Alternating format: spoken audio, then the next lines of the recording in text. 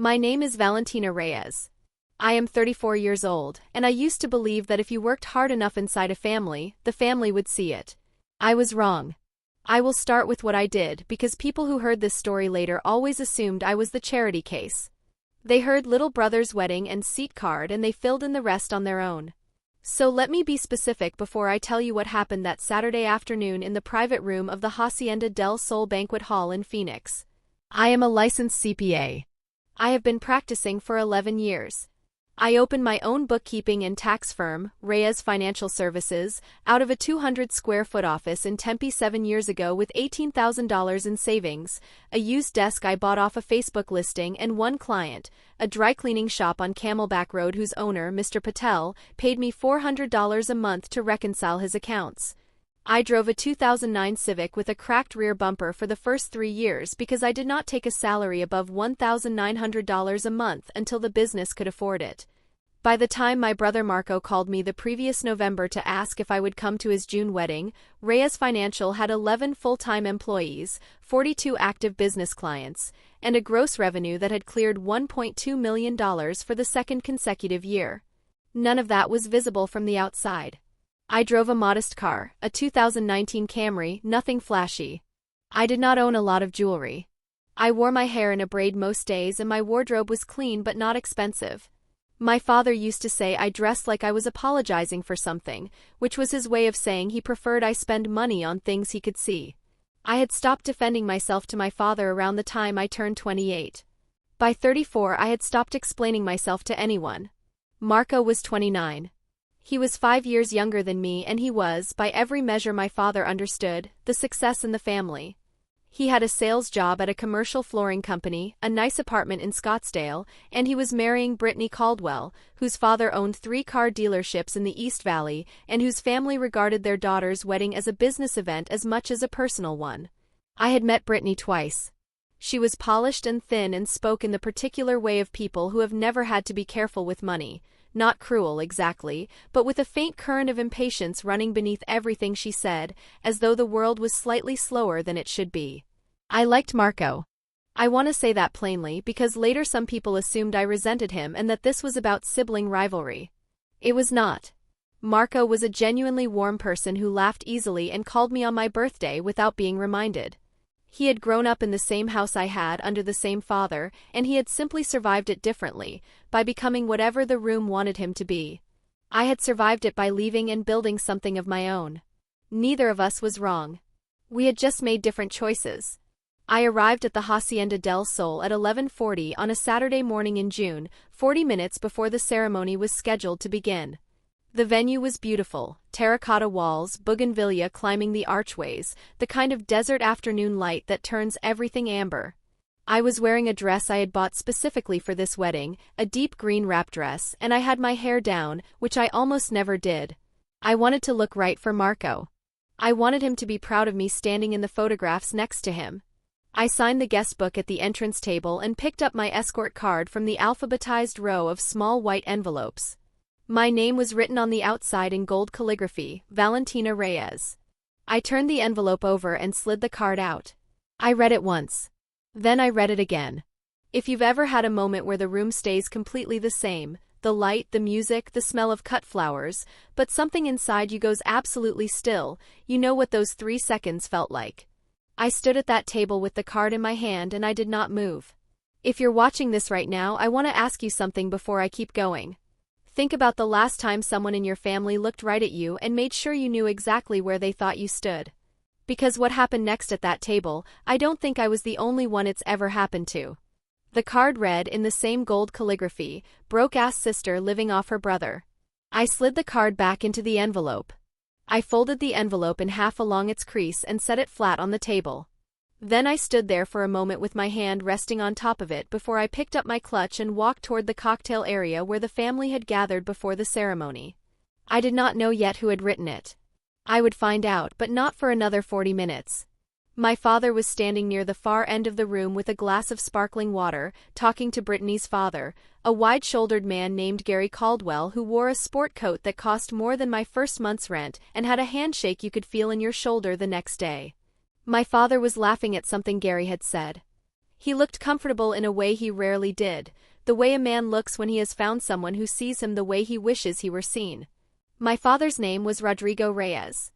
He was 61 years old and he had worked for 30 years as a maintenance supervisor at a commercial property company, a job he was good at and proud of, and which he believed gave him authority over everyone who had not worked as physically hard as he had. He was not a cruel man by nature. He was a man with a very specific idea of how the world worked, who counted, who didn't, what success looked like, what family owed each other, and he had applied that idea with perfect consistency for as long as I could remember. He noticed me crossing the room and he raised his chin in a small greeting. I walked over. "Mija," he said. He said it the way he always said it, with warmth on the surface and something else underneath, something that was always faintly waiting to be confirmed. "You look tired." "I drove up this morning," I said. "Early start." "You should have come last night. Your mother and I were at the hotel. Marco had dinner for everyone." He said this without accusation, but he said it so that Gary Caldwell could hear it too, so that I was already positioned, before I had said 10 words, as the family member who hadn't bothered to show up. "I had a client closing Friday afternoon," I said. "I couldn't leave until Saturday." "On a Friday night?" Gary said with the easy warmth of a man who assumed all working people kept hours like his sales floor. "Tax deadlines don't follow the calendar week," I said, and I smiled because I was at my brother's wedding and I was not going to do anything other than smile. My father looked at me the way he looked at me when I said something he considered overly technical, a slight flattening of his expression, as though I had brought the wrong tool to a social occasion. "She's an accountant," he told Gary, with a small half-smile that softened the word into something manageable. "Not she runs her own firm. Not she has 11 employees. Accountant. The way you'd say she's in computers to someone who didn't need the specifics." Gary nodded pleasantly and excused himself a moment later, and my father turned back to me and said in a lower voice, "Don't talk about work today. It's Marco's day." I squared the clutch under my arm and said nothing. That was not the first time my father had done something like that.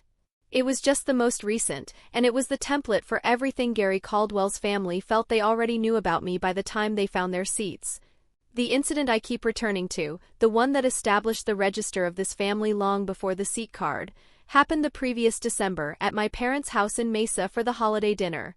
It was the first time I had met Brittany's parents formally. My mother had cooked for 3 days.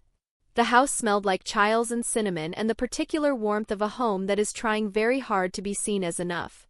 We were seated at the extended dining table, 8 of us, and at some point Gary Caldwell asked the table what everyone did professionally.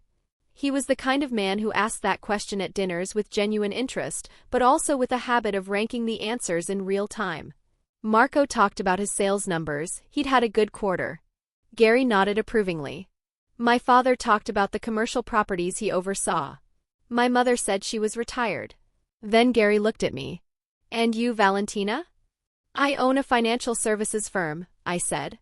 "We do bookkeeping, tax planning, and business accounting primarily for small and mid-sized businesses in the valley." Gary's eyebrows lifted in polite interest. "How many clients?"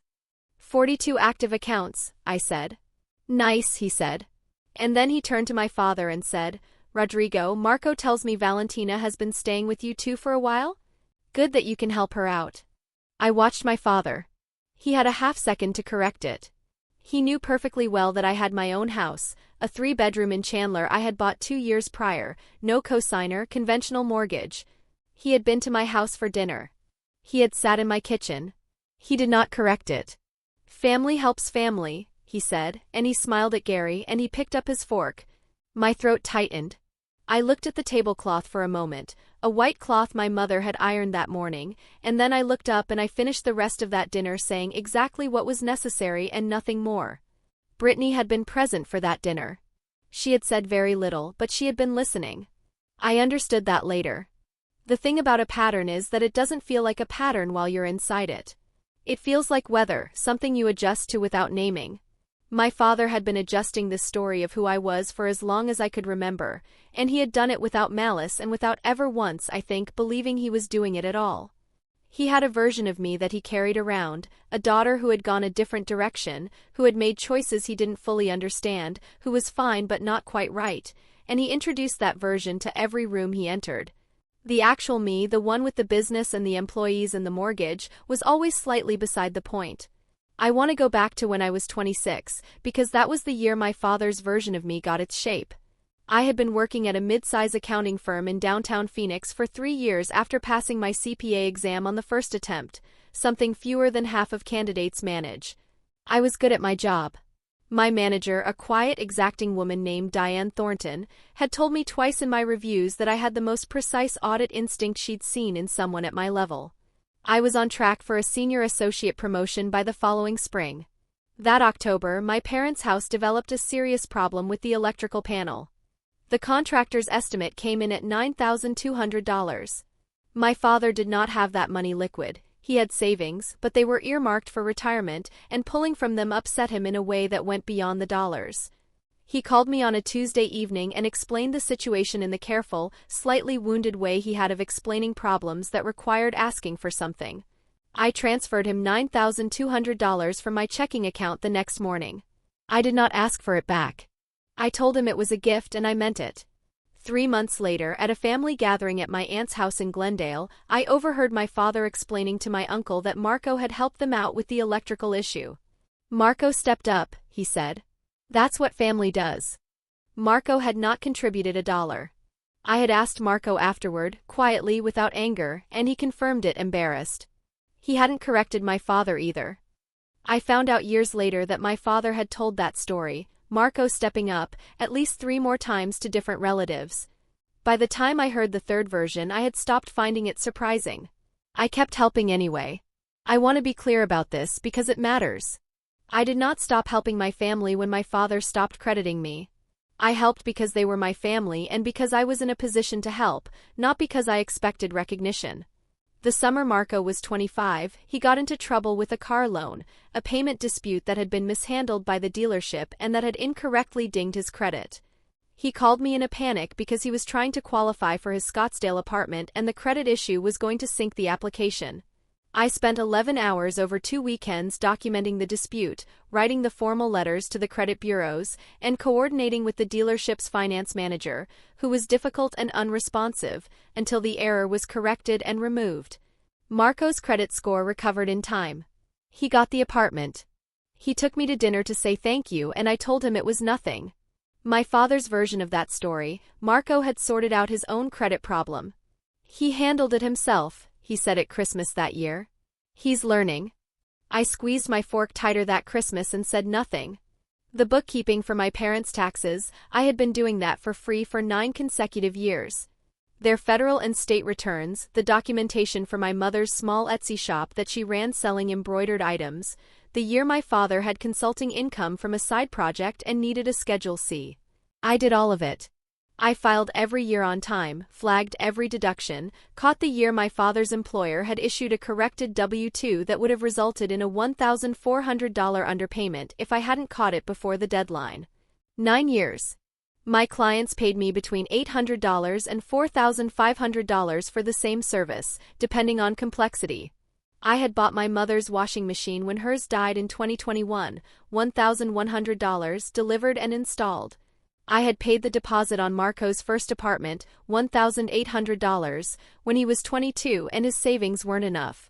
I had driven my father to his cardiologist appointments for 4 months after his mild cardiac event in 2022, every other Thursday, because my mother didn't feel confident driving on the freeway, and my father's vision had been temporarily affected by his medication. I rearranged my Thursday client schedule for 4 months. I never mentioned it. What I was doing during those years, the years my father was telling people Marco had stepped up, I was the floor they were walking on. I was the thing that held when everything else got uncertain. I was the $9,200 transfer and the 11 hours of credit dispute letters and the 9 years of tax returns filed on time and the washing machine and the deposit and the Thursday drives. And nobody in that family, except Marco in his better moments, had a name for what that was. The second incident I keep returning to happened 2 years before the wedding, at Marco's 27th birthday dinner at a steakhouse in Scottsdale. It was the first time I had met Gary Caldwell informally. He and his wife had joined because Marco and Brittany had already been together 18 months and the families were beginning to intertwine. At some point late in the evening, after a few glasses of wine had made the table more candid than it might otherwise have been, Gary's wife Patricia leaned across the table and said to me, with a bright and genuinely curious smile, "So Valentina, are you seeing anyone? Do you own your own place?" "I do," I said. "I bought a house in Chandler 2 years ago." Patricia's smile adjusted, the fraction of a second where she recalibrated. "Oh, how wonderful. Did you have help with the down payment?" "I saved it," I said. She nodded and said, "Good for you, honey," in a tone that was warm and sincere and that contained, beneath the warmth, the clear assumption that this had been a significant effort, a stretch, a near thing, the way you'd say good for you to someone who'd finished a difficult hike. My father, sitting across from me, said nothing. He stirred his iced tea. He did not say she runs a $1 million firm. He did not say she had no trouble with the down payment. He said nothing, and his silence was the loudest thing at that table. What I was doing during those years while Patricia Caldwell was saying good for you, honey, and my father was stirring his iced tea, I was making payroll for 11 employees. I was managing $1.2 million in annual gross revenue. I was the only person at that table who could have written Gary Caldwell a check for the full cost of his dinner without checking my balance first. They did not know that. My father had not told them. The escort card I was holding in my clutch at the Hacienda del Sol was not the beginning of something. It was the end of something. I understood that standing in the cocktail area watching my father laugh with Gary Caldwell. I just didn't know yet how complete the end was going to be. The ceremony was brief and genuinely beautiful. Marco cried when Brittany walked down the aisle, real tears, the uncontrolled kind that surprised him, and I stood in my row and felt the thing I always felt when I watched my brother be purely himself, a clean, uncomplicated love for him that had nothing to do with anything else. The reception began at 2 o'clock. Round tables arranged around a central dance floor, a 4-piece band setting up near the far wall, late June heat held back by good AC, and the venue's thick adobe walls. I found my table. I had been placed at table 9, which was neither the family table nor the Caldwell table but something in between, near the back wall and next to a couple I didn't recognize who turned out to be friends of Brittany's from college. I sat down and put the escort card in my clutch and did not take it out again. The toasts began at 3. Gary Caldwell went first. He was the kind of man who went first, and he gave the toast of a man who viewed his daughter's wedding as a capstone event. Something he had been building toward. He spoke about Marco with genuine warmth, but also with the specific warmth of a man who had done his evaluation and rendered his verdict. "Marco's a young man who knows what he wants," Gary said. "He's going to take care of my daughter the way she deserves." The room applauded. I watched my father during Gary's toast. He was nodding along, smiling at the right moments, seated at the family table in the front. He looked proud, not of anything specific, but of the occasion of being in the room, of having a son who had married into this. After dinner, while the band played and the floor opened up, Brittany's younger sister Kendall, 23, a communications major who had a very specific way of looking at people that suggested she was always slightly performing, stopped by table 9 and said hello to the college friends and then looked at me. "You're Marco's sister, right?" she said. "Yes," I said. "Valentina." She smiled with all her teeth. "I've heard about you." She said it the way people say things they want you to ask about. I waited. "Brittany mentioned you do bookkeeping or something?" She tilted her head. "My dad was saying Marco's been really supportive of your situation." I set my water glass down on the table. I aligned the base of the glass with the edge of the napkin in front of me. Then I looked at Kendall. "What situation is that?" I asked. She waved her hand lightly. "Just like getting on your feet. Brittany said Marco's been helping you out financially for a while." My pulse caught, once hard, the way it does when something you already suspected becomes something you have confirmed. I breathed through it. "Who told Brittany that?" I said. She shrugged with the easy confidence of someone who had never needed to wonder where her information came from. "I think your dad? At one of the dinners. He was saying how Marco looks out for everyone in the family." She paused. "It's really sweet that Marco does that." I looked at the tablecloth. Then I looked back at Kendall and said, "Thank you for coming to say hello," and she drifted back toward the dance floor, already looking at her phone. I sat with that for a moment. My father had told them. Not once, not as a misunderstanding that got passed along, he had told them at a dinner as a deliberate contribution to the story he had been building for years. Marco looks out for everyone. Marco steps up. Valentina is the one being looked after. He had taken everything I was and handed it to my brother. It was 20 minutes later that the thing happened that made it impossible to keep sitting quietly. I was at the dessert station when I heard laughter from a cluster of Caldwell relatives near the escort card table.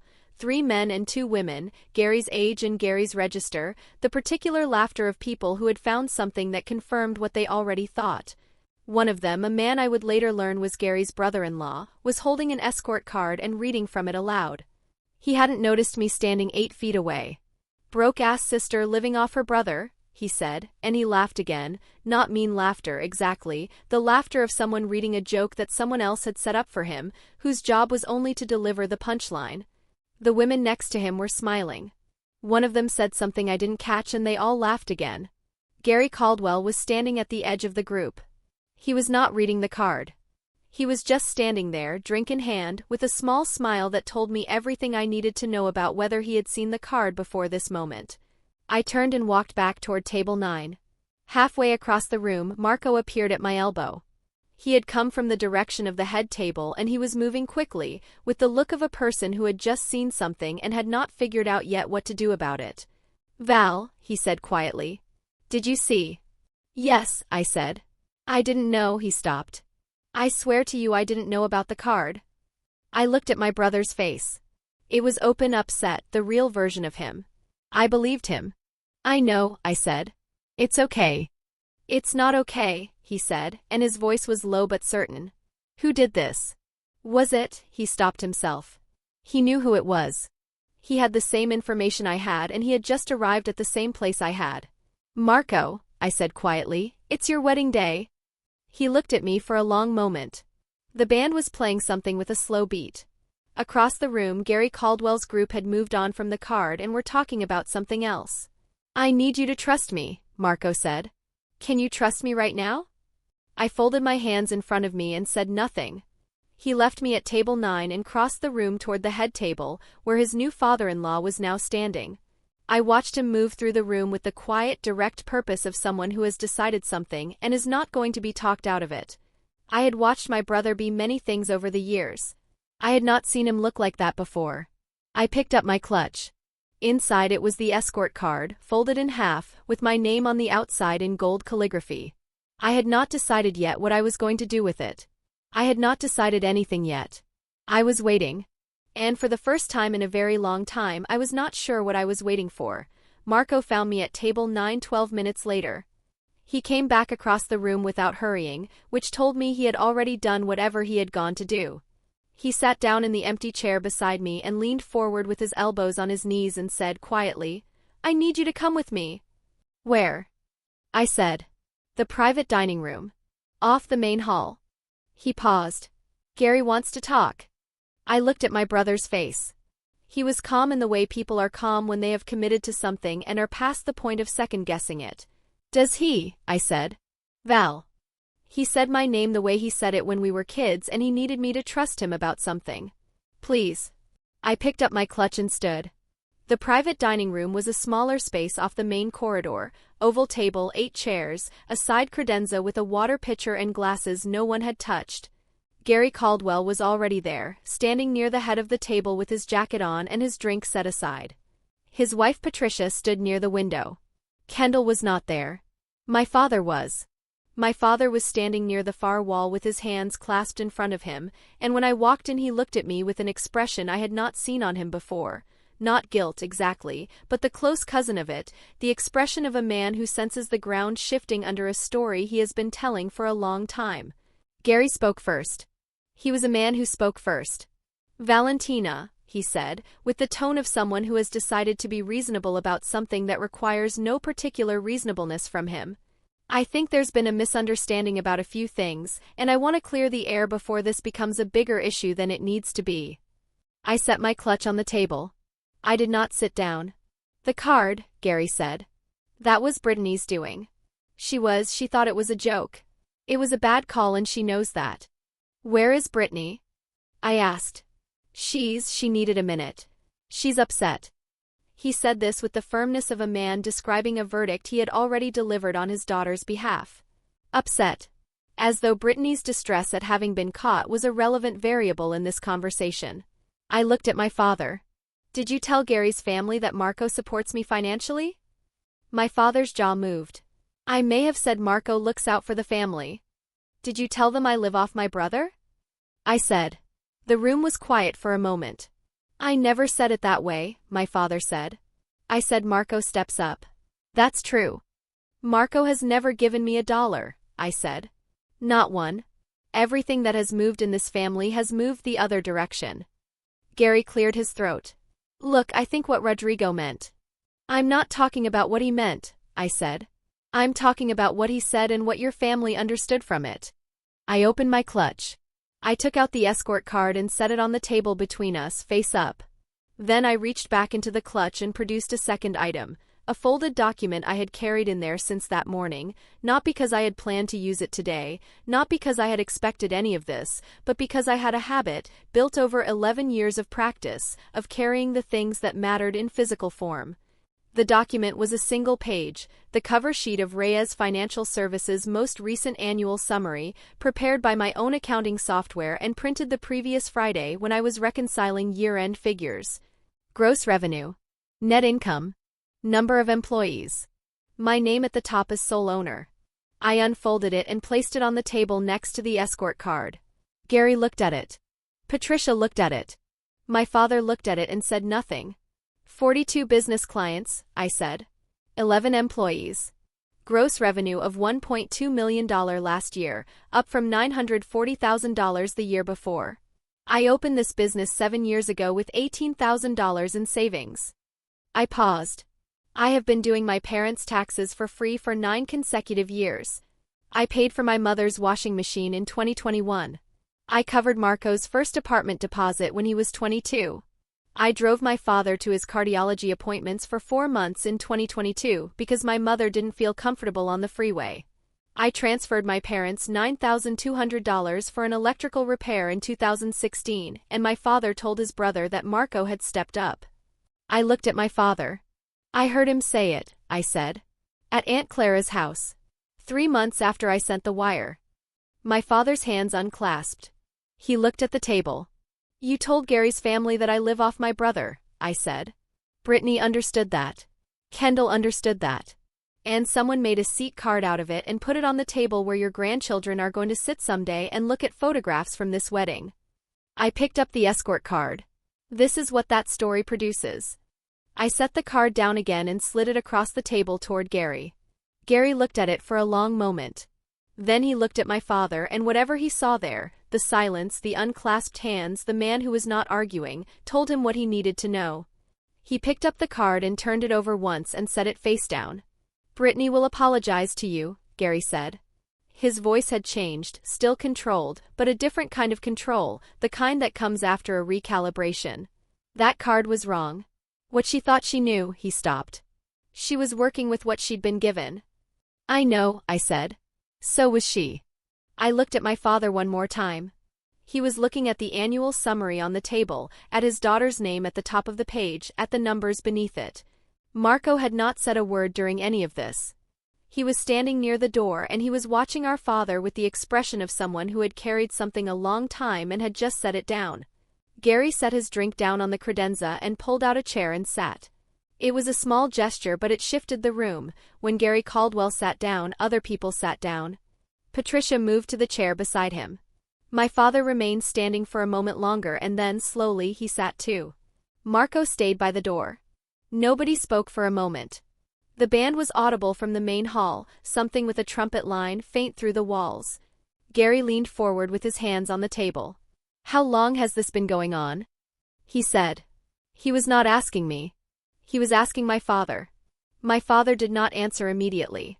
He was looking at the annual summary the way a man looks at a document when he is trying to find the flaw in it, the error, the thing he can reasonably contest. There was no flaw. It was a clean document.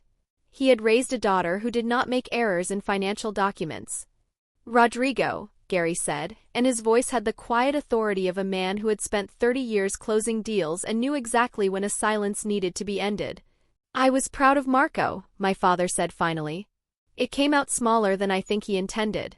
He was, the way he carries himself. People respond to that. Gary responded to that. He looked up briefly, not quite at me. I wanted him to have every advantage going into this. So you told them I was a dependent, I said. My father's mouth tightened. I said Marco looks out for everyone. You said it at the December dinner, I said. You said it at Marco's birthday. You said it to Uncle Ernesto at Aunt Clara's house in 2016, and he repeated it to me at Christmas 2 years later. You have been saying it for 8 years, and every person in this room except Marco and me believed it because you never once corrected it.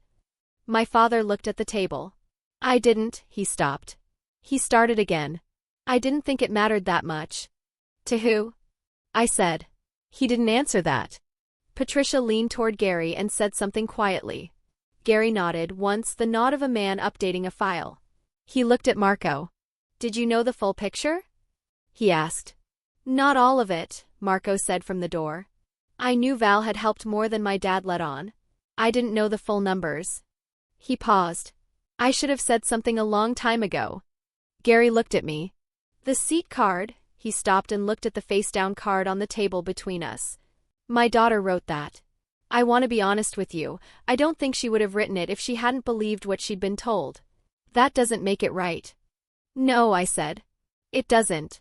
She'll apologize to you tonight, Gary said. If you're willing to hear it. I thought about that.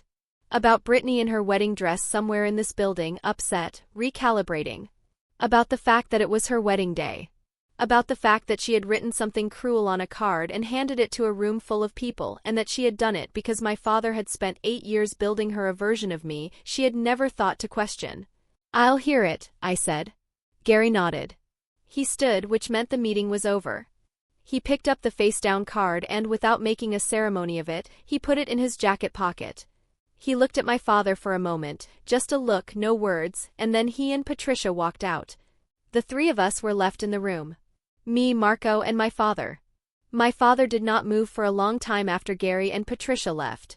He sat with his hands flat on the table and the annual summary still in front of him, and Marco stayed by the door, and I stood where I had been standing since I walked in. You should have told them, my father said finally. He was not talking to me. He was talking to the table or to some version of events he had been carrying. You never told them what you did. I told you, I said. Every time. You already knew. He looked up. That's not, he stopped. You told Uncle Ernesto that Marco paid for the electrical work, I said. I remember exactly where you were standing. You were next to the buffet table and I was in the kitchen doorway and I heard every word. I paused. You said Marco stepped up. You said that's what family does. And I stood in that kitchen doorway and I did not say anything because it was Aunt Clara's house and it was a Sunday and I did not want to make a scene. My father looked at me. You told Patricia Caldwell at Marco's birthday dinner that Marco looks out for everyone in the family, I said. She asked me 2 minutes later if I'd needed help with my down payment, and you said nothing. I had been in my house for 2 years by then. You had eaten dinner at my table. You knew exactly what my down payment was. He started to say something. I kept going. At the December dinner last year, when Gary asked what everyone did professionally, you said she's an accountant. Not that I owned the firm. Not that I had 42 clients. Not that I had been doing your taxes for 9 years for free. Accountant. Like I was a clerk somewhere. I squared the annual summary on the table in front of me. And I sat across from Gary Caldwell while he assumed I was managing, and I let you do it because I thought at some point you would stop. My father's face had changed. The resistance had gone out of it. What was underneath the resistance was something older and quieter, and I did not have a clean name for it. What were you doing? He said. It came out like a genuine question. I was making payroll, I said. Every month for 11 people. I was building the thing from nothing, the way you built your career from nothing, and I was doing it while I was wiring you $9,200 and driving you to your cardiology appointments and doing your taxes, and not once, not one time, did I ask you to tell anyone any of it. I just needed you not to hand it to someone else. Marco made a sound by the door. Not words. Just a sound. My father put his hand over his mouth for a moment. He lowered it.